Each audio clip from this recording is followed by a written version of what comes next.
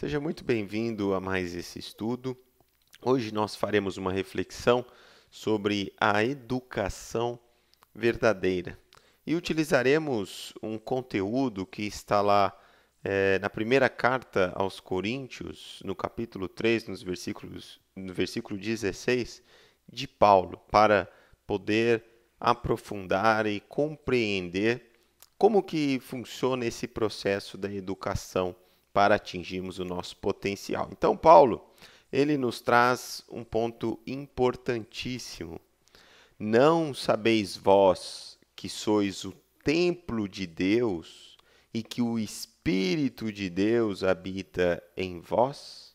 Então, Paulo aqui nos traz a reflexão de que Deus está em nós, que temos essa criação, né, a imagem e semelhança do Criador. Porém, é importante entendermos o processo que está aí. Podemos trazer comparações diversas com a natureza ou até mesmo com o trabalho humano. Comecemos imaginando uma simples semente de uma grande árvore. Ela possui poucos milímetros, ou às vezes ela é menor do que 1 milímetro, e depois essa semente transformar-se-á numa imensa árvore que produzirá muitas flores, folhas, frutos e infinitas novas sementes. Mas existe todo um processo entre um e o outro estágio.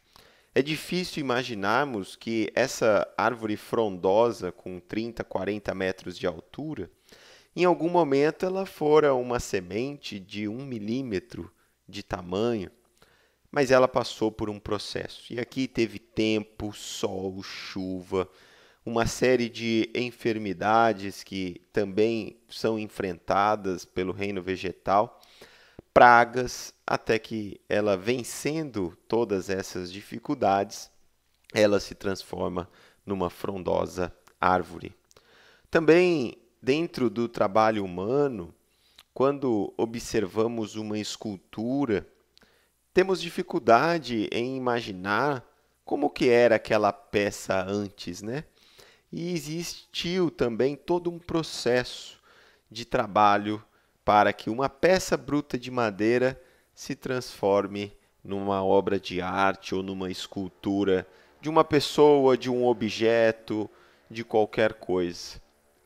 Além desses dois exemplos, nós encontramos os trabalhos nas pedras, as pedras preciosas, que na maior parte das vezes estão dentro de outras rochas e que necessitam de todo um burilamento, polir para se apresentar de uma forma que nos chame a atenção. Então, os processos de transformação na natureza são vários. O próprio tijolo que constitui a nossa casa ou as panelas de barro, elas também passam por um processo de secagem com fogo, com altíssimas temperaturas, para secar a argila, para que então possamos utilizá-la na nossa cozinha ou para que possamos utilizá-la como sendo a parede dos nossos lares.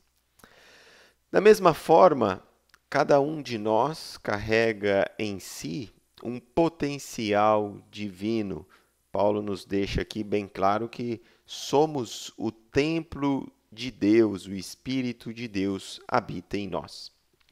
E também se faz necessário um processo de transformação, de aprimoramento, de crescimento, assim como nós citamos diversos exemplos anteriormente. Mas que trabalho é esse? Então, aqui eu trouxe alguns pontos, 6 pontos, de processos ou atividades que nós passamos, fazemos, para que consigamos cada vez mais transparecer Deus dentro de nós.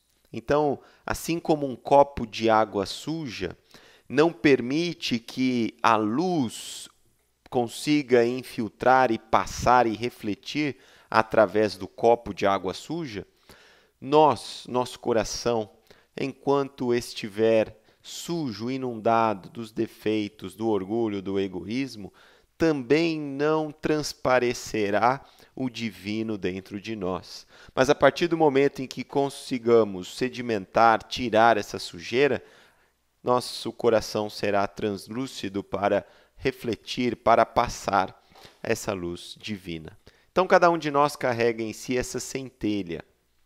E existem diversos meios que são todos necessários para esse nosso aprimoramento ou para Deus possa habitar em nós. Então, um deles é a prática da caridade, né? Não é à toa que Jesus nos coloca como sendo um dos principais pontos de conduta, de comportamento do cristão. Tanto é que numa passagem ele nos separa em dois grupos, aquela passagem das ovelhas e dos bodes. E o que diferenciaria um grupo do outro é que o grupo das ovelhas deu de comer, deu de vestir, alimentou, foi visitá-lo na prisão, no hospital, ou seja, praticou a caridade. Então, a caridade, a prática da caridade é importantíssimo para o nosso desenvolvimento, para que Deus consiga transparecer em nosso coração. Nós temos também as virtudes, e o maior exemplo que eu encontro no Evangelho é o Sermão da Montanha ou as Bem-aventuranças, que nos é necessário a busca pela humildade, pela pureza de coração, em como receber as nossas aflições, se tornar pacífico e depois pacificador, todas virtudes que são necessárias, esse desenvolvimento, essa conquista para que consigamos ter Deus vivendo ativamente dentro de nosso coração. O terceiro ponto é a reflexão. A reflexão é importantíssima na nossa vida.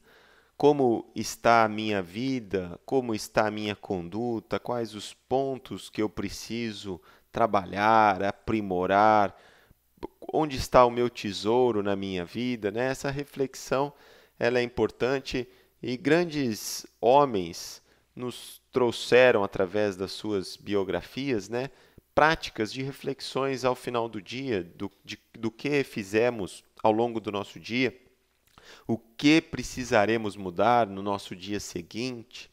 Outro ponto importante é a família, ou o grupo social em que convivemos. É dentro do lar, é dentro da família, é dentro dos grupos que nós teremos a oportunidade de desenvolvermos tanto a caridade como as virtudes. É um local em que poderemos nos experimentar e que normalmente temos as maiores dificuldades. Então, a família sempre é uma bênção, porque é lá que nós conseguiremos iniciar, engatinhar esses primeiros passos. Outro ponto é o estudo. É muito importante buscarmos o estudo, não apenas do Evangelho, mas também de outras obras que nos tornam pessoas melhores, que nos tragam experiências de pessoas que têm conseguido ganhar, vencer o mundo, né? Não no mundo. Então, esse estudo, buscar essa fonte, também é bastante importante, faz parte do nosso processo educativo ou de aprimoramento. Nós também reconhecemos um ponto que às vezes nos gera muita dúvida, é o sofrimento. O sofrimento também tem um papel importante na nossa vida, porque devemos perceber o sentimento como uma misericórdia divina. O sofrimento nos mostra que algo de errado estamos fazendo e que se faz necessário alguma mudança a fim de evitar o sofrimento. Então, da mesma forma que a dor física nos anuncia algum problema que devemos tratar ou algum comportamento que devemos mudar na nossa vida, o sofrimento interior também nos traz um alerta para que seja necessário mudar a nossa conduta, os nossos valores. Por exemplo, os ciúmes, né, é um tipo de sofrimento que nos traz. As humilhações que nós sofremos também nos mostram o quanto é importante rever os nossos conceitos, trabalhar no nosso orgulho, no nosso egoísmo, os nossos apegos que também acabam nos fazendo sofrer. O sofrimento, ele nos traz essa oportunidade de reflexão e de conquista também de virtudes, porque precisaremos, em alguns sofrimentos que não conseguiremos resolver no curto prazo, trabalhar a paciência, a aceitação, a fé, mas todos esses são importantes nesse processo de educação. Caso contrário, Deus não permitiria que passássemos por essas situações. É muito importante essa passagem de Paulo, porque até hoje nós temos muita dúvida, né? Lá desde o Antigo Testamento existe essa questão da tenda, do templo. E aí Jesus e Paulo nos traz uma clareza muito grande nisso, que o templo de Deus, ele é no nosso coração, não está fora de nós.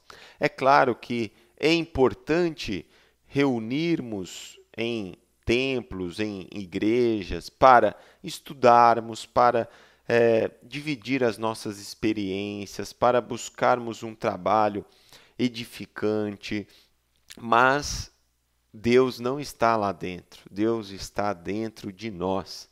A tenda que Deus disse para Moisés construir junto aos homens era no coração de cada homem. Então, essa tenda, esse templo, ele está dentro de nós, porém, assim como o eucalipto, assim como a obra de arte, existe um longo processo de aprimoramento, de crescimento, de educação verdadeira para que conseguimos ter esse templo redivivo, né? Deus residindo ativamente dentro de nossos corações. Obrigado a todos pela atenção e até o próximo estudo.